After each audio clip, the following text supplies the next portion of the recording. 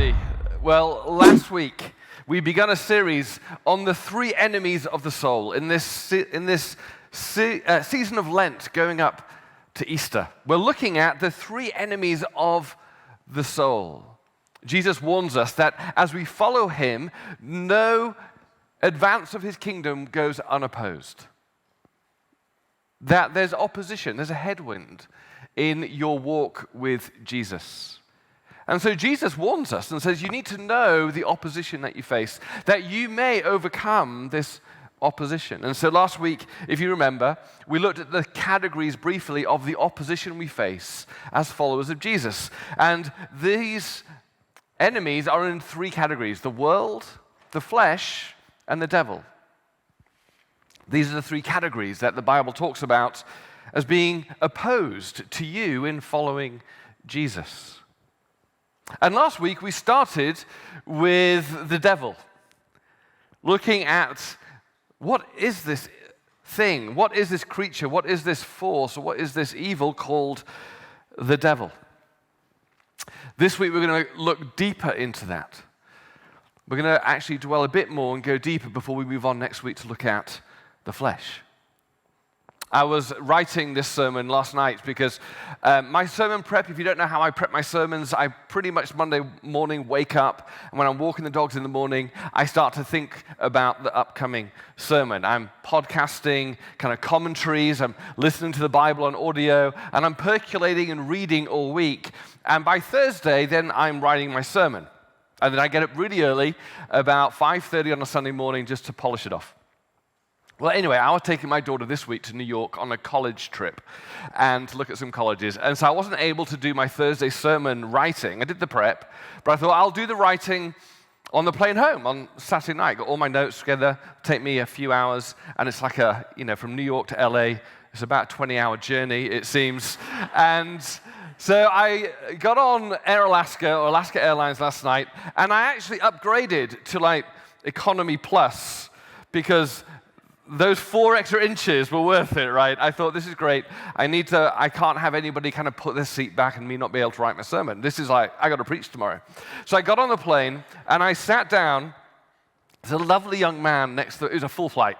The lovely young man on the window, and the only Economy Plus seat I could get was the middle, which is fine because I was Economy Plus. And the guy on my right was lovely, but about 3 minutes into kind of sitting down and talking to him, he really wanted to talk. He looked at me and just said, "I'm really claustrophobic." I go, "Okay." He says, "This isn't going to work for me." I go, "Oh, okay." And then I realized, he said to me, actually, he was a lovely guy, and he said, "I've actually got claustrophobia, and I'm actually going to struggle with someone sitting next to me." And I thought, okay, what do you need? How can I help? I'm thinking, do I squeeze up? And he said, well, I just don't know, but this may... And actually, he was so nice about it, but so honest about it.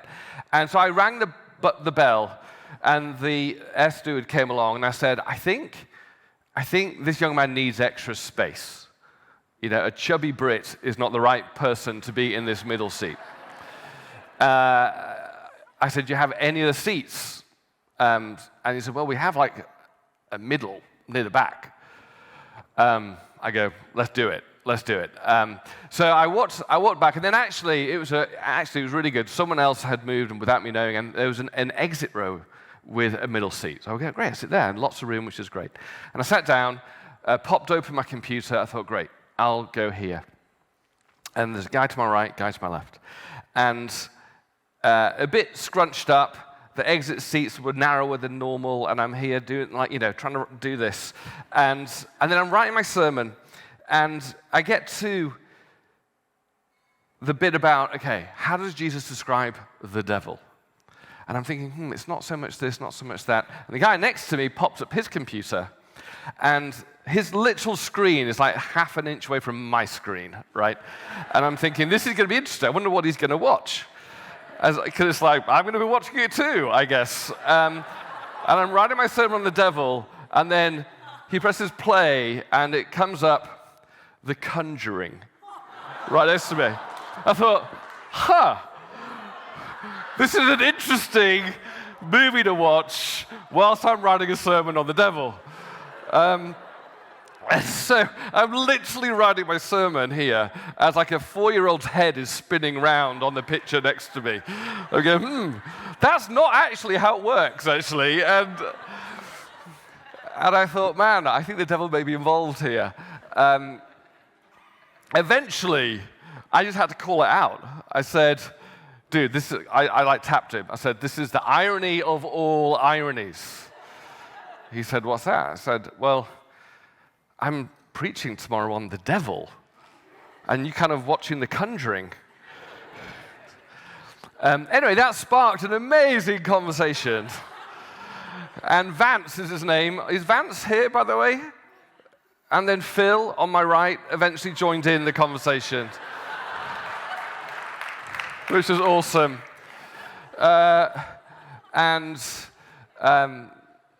We actually it was amazing actually, the Lord used it because we did a little mini alpha on the plane for the next 3.5 hours actually.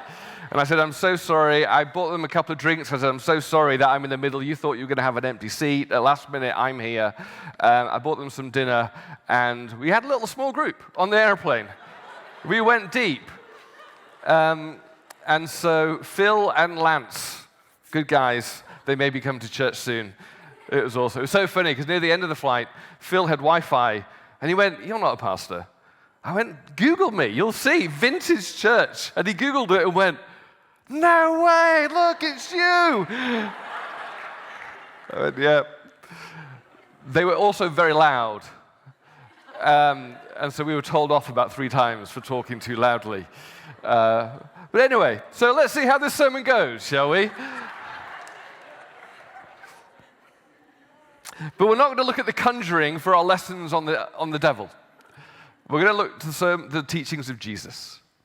The teachings of Jesus. And remember last week in John chapter 8, Jesus said this, talking to the religious leaders. He said, you belong to your father, the devil, and you want to carry out your father's desires. He was a murderer from the beginning, not holding to the truth, for there is no truth in him. When he lies, he speaks his native language, for he is a liar and the father of lies. So we saw last week that Jesus believes that the devil is real. That I know there's lots of thoughts about really can he be real, and there's some great resources out there to help understand. We don't have time now, but some great resources out there to understand a bit more. One of which is in the companion book to our series called Live No Lies. But there are some other books as well. I think it may have some other resources, I don't know, but we do have other books that you may go, look, I want to know a bit more about this kind of being, this creature, this kind of force. But Jesus says it's real. Secondly, the end goal of Satan or the devil is murder, that he seeks to destroy. Later on in John's gospel, he comes to steal, kill, and destroy. We can try and make him out to be kind of a cool, kind of fun kind of being. That's how we see him on TV. But actually, Jesus says he is out to actually destroy you. He's come to take away life, not to give it. And then thirdly, Jesus says, look, his strategy is not mainly through kind of supernatural moments. It's not The Conjuring.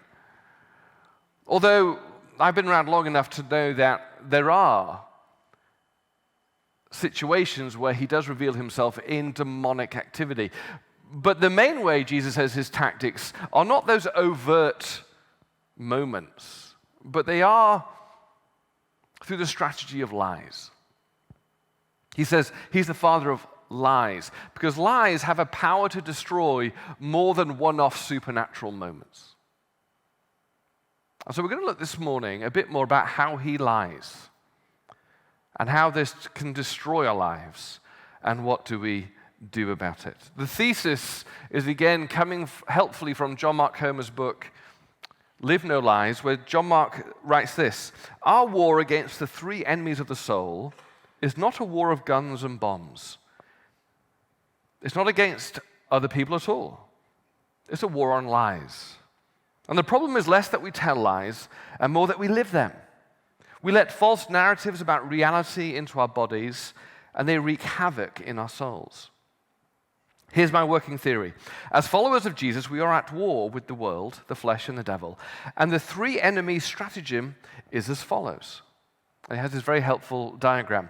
Deceptive ideas, the devil, they play to our disordered desires, the flesh, that are normalized in a sinful society, the world.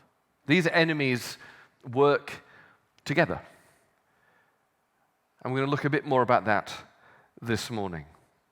Jesus tells us where to go to actually look more deeply at the strategy of our enemy, the devil. Because in John chapter 8, he says, you belong to the father, the devil, who was a murderer from the beginning.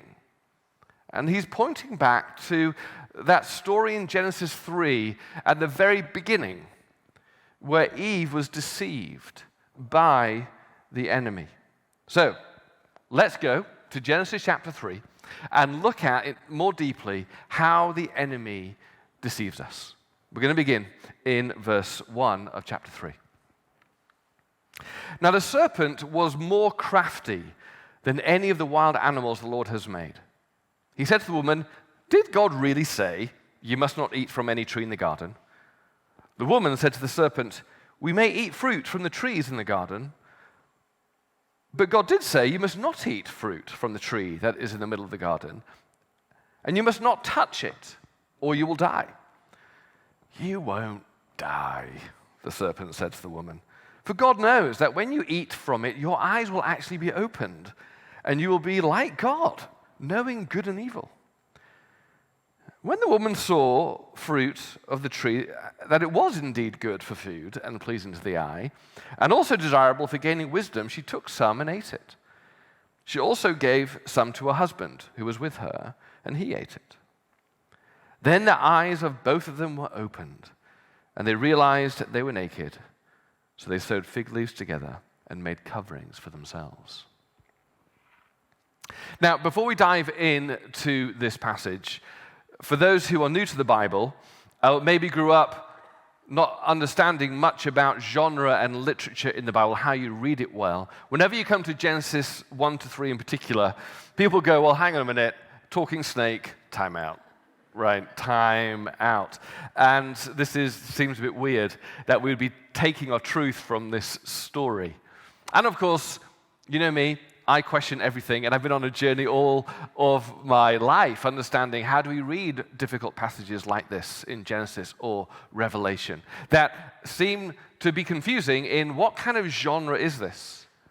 How are we supposed to interpret it? And pretty much, I've been able to, in all the research, boil it down to two alternatives, which is not me, just the scholarly approach to people who really believe in the Bible. They kind of land in two different places.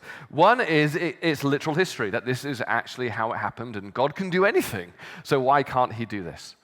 The other one is the other alternative approach, which is still faithful to Scripture, is this is more like a God-inspired parable or a God-inspired ancient Near East mythology, where a snake was a common metaphor for a being, an evil being.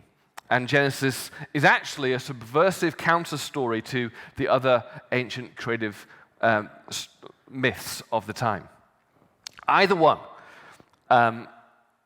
is within biblical orthodoxy. Because this is not actually how you interpret it. It's not about whether you believe in miracles or not. Obviously, God can do anything he wants. This is literally just a challenge of what's the genre of Genesis 1 through 3. How are we supposed to read it? And so there's lots of great conversations around that. I've, as you can imagine, read and listened to copious amounts on these issues. But either way, and this is what is beautiful about this, either way, this is inspired by God to tell us truth. To tell us the truth of who we are, who he is, and how we are to live in the world. That is what both of these interpretations have in common. That either way, the point of Genesis 1 through 3 is to tell us our relationship with God and how we are to flourish in the world. And actually, how we got into the mess we're in today. And this is rooted clearly in verse 3 in this thing called the serpent, where we hear that he's described with one word, which is crafty. Crafty. And we are told straight away that the lies of the enemy are crafty. And what we're going to see is his lies are so crafty that we're all susceptible to them. It's easy, isn't it, to think that, I'm not going to fall for the lies of the devil. But right from the very word go, Jesus refers to this. So right at the very beginning, we're all vulnerable because he is crafty. The first thing we see that he's crafty because his lies are subtle. His lies are subtle. Even in how he approaches Eve, he's subtle. He comes as one of the animals. He doesn't come as a demonic figure where she goes, oh, you must be the devil. It's just one of the animals. And it shows you that behind things can be the spirit of the enemy. That you can be thinking this is a neutral situation, and yet through that neutral situation is the power of the enemy seeking to deceive us. This is why Jesus even looked at one of his disciples and said to Peter, "Get behind me, Satan." Not that Peter was Satan, but Jesus could sense, even through one of his close friends, the lies of the enemy were coming. He can use anything in your life to try and bring lies into your mind. And he came not with an obvious lie, he came with a half-truth, right? He came with an half-truth that sounded believable, that twisted the truth slightly away from God, but that slightly away meant everything. Did God really say? Well, yeah, he did actually, devil. He did say, don't eat from that. Yeah, but he said you die, but look at it. Look how amazing it is. Do you think you will die? Do you think that prohibition, do you think he got that right? I mean, God's a good guy and all, and he wants you to flourish, he wants you to have a great life, right? Yeah. Well, I think maybe he just forgot that that fruit looks really good. It doesn't look rotten. It doesn't look, why would he put that out of bounds? Why would he say don't do that? Actually, I think you'll grow if you eat that stuff. Don't you want to grow? Yeah, well, God does want me to grow, actually. You'll be wise. Does God want you to be wise? He does, actually. Yeah. Interesting. You'll know good and evil. Isn't that what God wants you to do? Discern between good and evil? Yeah, actually. I think maybe God went a bit overboard with that. I like God and everything. And you see the subtle twist? Do you see the echo in our own kind of thinking? He's subtle. Secondly, he's not just subtle, but he lies. He's crafty because his lies are attractive. His lies are attractive because they land, remember that second, they land on our disordered desires. There's no point the devil coming to me and going, oh my God, seriously, bro, you should rob a bank. It's amazing. It's like, that's not really a desire of mine. But if it's, oh yeah, you really need that new iPhone. You really need it. I can't afford it. I know, but it's good. And have you heard of these things called credit cards? And this disordered desire for individualism or materialism or consumerism or power or authority or whatever it is, these things in us, that it lands on that. Same thing with Eve, right? The woman saw what? That the fruit of the tree was good. It's good. It looks good. I want to eat. I want to have fun. It looks pleasing to the eye. And she just thought, you know what? What could be wrong with a little lovely piece of fruit? She fell for it. because he was actually making these lies attractive to us. And importantly, he's crafty because he lies in ways that matter. He lies in ways that matter. You see, with Eve and with us, he realizes that we build all of our life based on 3 questions, the answers to 3 questions. And the answers to these questions determine your life. And so he goes after these 3 questions. These 3 questions are, who is God? Who are you? And what's the way to happiness in life? If you think about it, it all boils down to that. And in fact, they go in that order. Your answer to number 1 determines number 2, determines number 3. And he comes in not with irrelevant lies that don't matter, but he comes in and goes, look, I'm going to help you distort each one of those. I'm going to come in, and I'm going to actually whisper to you, who is God? Did God really say, does God really know what he's doing? Is he really good? Does he really know what's best for you? Because look, that looks really good. Is God really a good God? Or is he a spoilsport? Really? You can't eat that? Does that mean God doesn't really have your best interests in mind? Is he a loving father? It sounds like he's a bit of a spoilsport to me. Sounds like he's a bit outdated. Sounds like he's a bit old-fashioned. Ring any bells? Who is God? Secondly, he comes in with, who are you? Who are you? Look, Eve, you will be able to know good from evil. You won't need God anymore. You, and in fact, isn't the pinnacle of maturity that you can discern right from wrong yourself? Throw off all these constraints of this external authority. That's like for children. Real maturity is for you to live autonomously. You be you.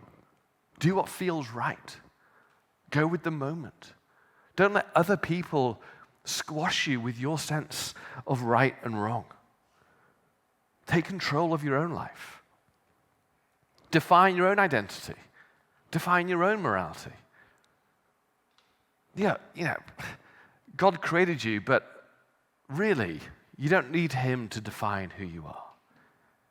And all of a sudden, we've dismantled not only who God is, we've dismantled who we are. We're no longer people who actually thrive under the flourishing guidance of a God who created us, but we're taking the wheel for ourselves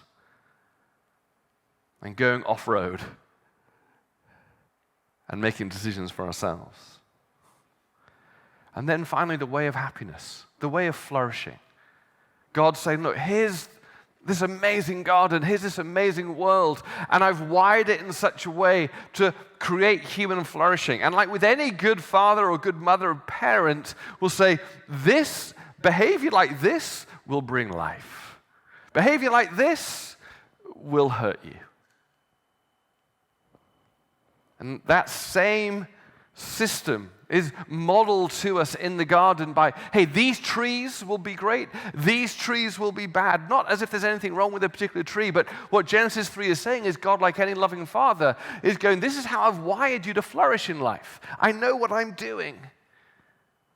And even if they look good, trust me, it will not go well with you. But here comes the lies of the enemy. Actually, what does God know about the way of happiness? His ways seem restrictive. His ways seem, they won't actually flourish. Look at that fruit. Look how wonderful it looks. Look at the short term. Oh my word, it feels good in the moment. And slowly we dismantle the way of Jesus, the way of following him, and we go our own way. Do you recognize any of these lies? The same pattern of Genesis 3 is happening in Los Angeles today. It's not very different at all. And in fact, we see all of these lies all around us, on the billboards around us, on the TVs, in the movie theaters, walking up and down any street in LA, these are the lies. These are the slogans. These are the deceptive ideas creeping into us, not through a serpent, but through a billboard, but through a screen. I was looking, this guy walked towards me the other day on Venice Pier, and he had this t-shirt that said, "Everything is good." I thought, that's the most utter nonsense I've ever read in my life. But we are so deceived that actually most people will nod their head at that and go, "Good for you, bro." I was talking to Vance and Phil on the plane last night. And I was saying, we got into some deep waters about spirituality, objective truth, subjective truth. And they were talking, and it was really helpful, they were talking about, we think there's some power out there, some force out there. And I said, but what is that force? And they said, well, whatever you want it to be. I said, so it could be whatever you want it to be. I go, yeah. He went, yeah, man. So if you want it to be loving and you want it to be like merciful and loving and gracious and honest, that's true. It's totally true, man. Well, what if someone comes along and wants it to be racist and evil? Is that true as well? Is that okay? And Vance, bless him, said, well, I guess. Because there was no way of dismantling the lie that we live in this age, which is the lie behind all lies, is there is no truth. You can see how the enemy comes in. Lies that are attractive, lies that are subtle, and lies that ultimately dismantle society to the point where we can't even say, well, if you believe your God is a racist God, I can't actually say no to that. Because then I'm saying you're wrong and I'm right. Talk about the power of lies. And then finally, his lies are timely. He managed to get Eve alone before he lied to her. By the end of the story, it's very clear Adam joins her, but before he lies, he isolates. He gets her away from God, away from her community, away from any counterpoint of truth. The devil knows that when we're alone, we are really vulnerable. I've been in ministry a while, and I know that a story of someone who goes, man, I've messed up my life, man. This is what I've done. I don't know what to do next. I know that story always begins with, yeah, man, I kind of drifted away from church for a bit. I kind of felt alone for a bit. I didn't have any good friends in my life at the time. Because it begins with isolation. I've never heard anybody say, yeah, man, I was in church one day, and it was during worship I first thought of leaving my wife. Never heard that.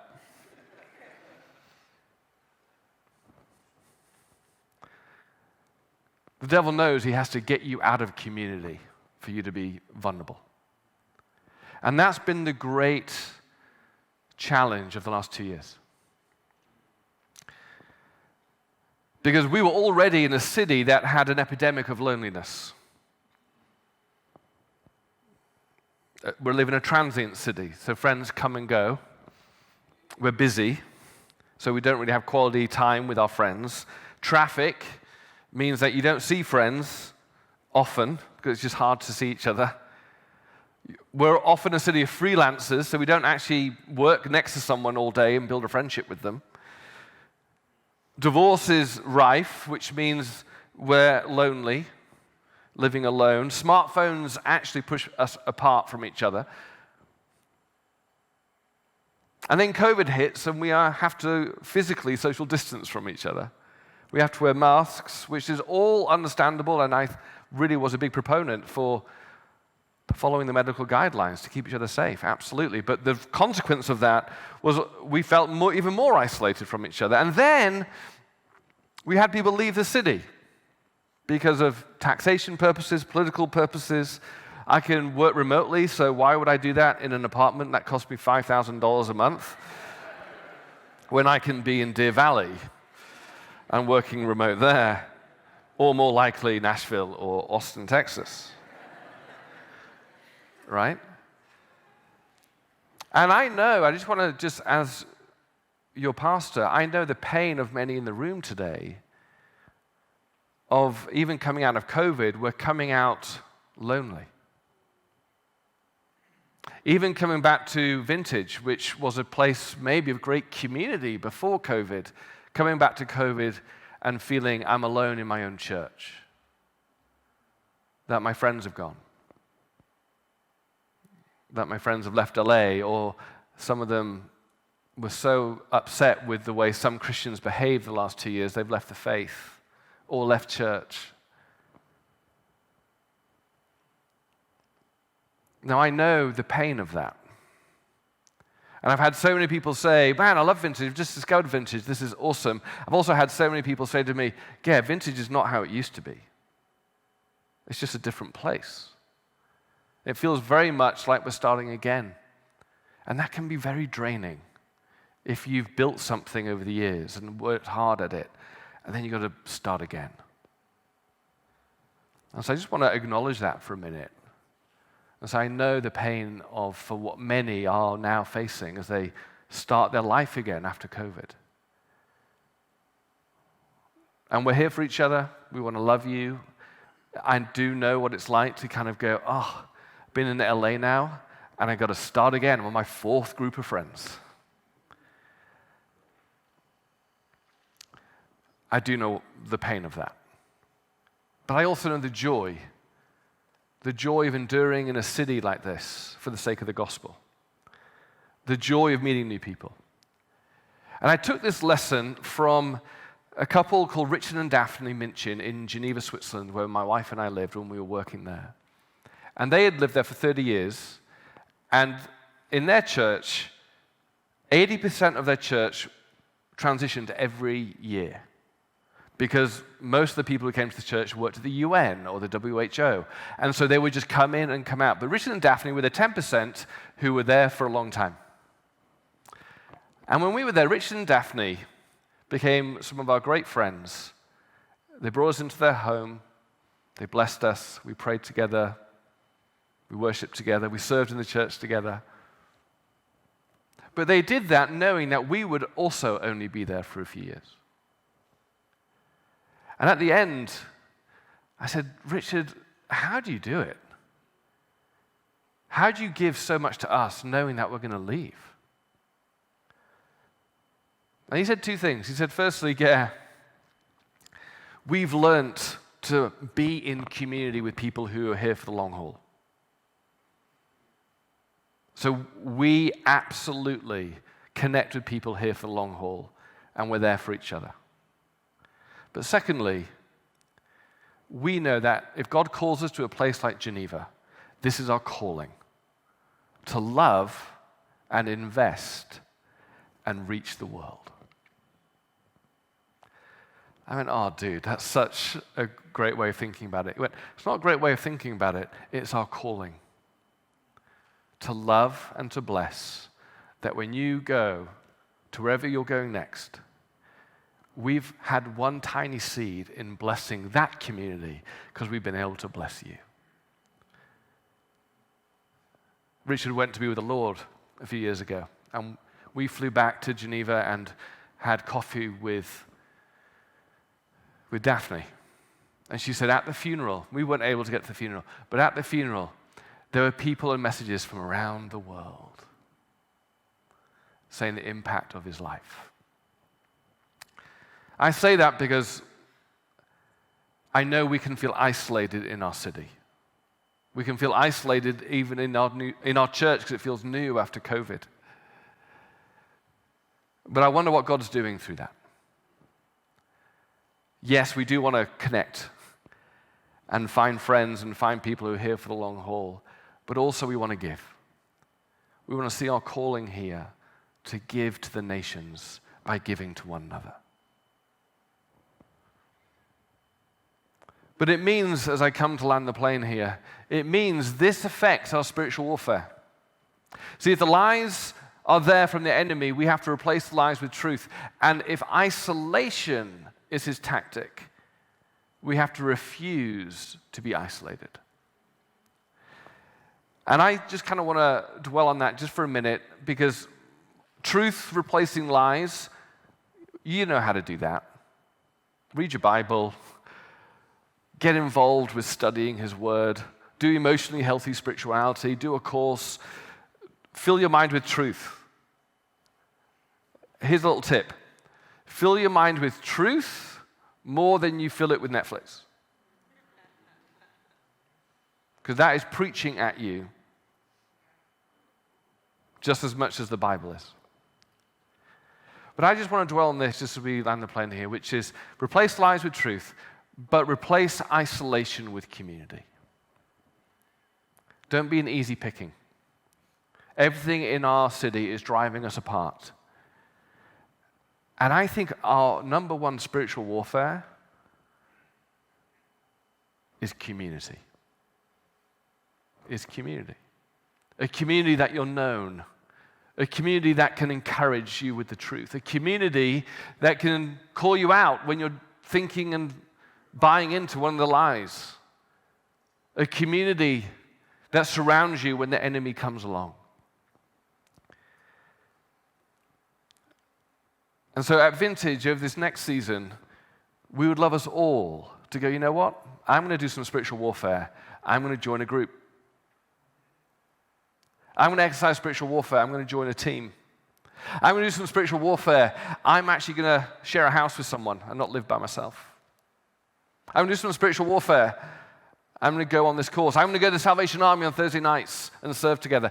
I'm actually going to be part of a body. That is spiritual warfare. This is what happened to me over COVID.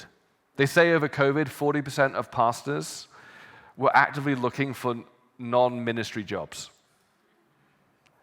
And that rang true for me, with all the divisions, with all the stuff going on. It also said 40% of pastors are lonely, because hardly anybody really understands what they go through. And so I thought, if I feel that way, I know that I'm easy pickings for the enemy.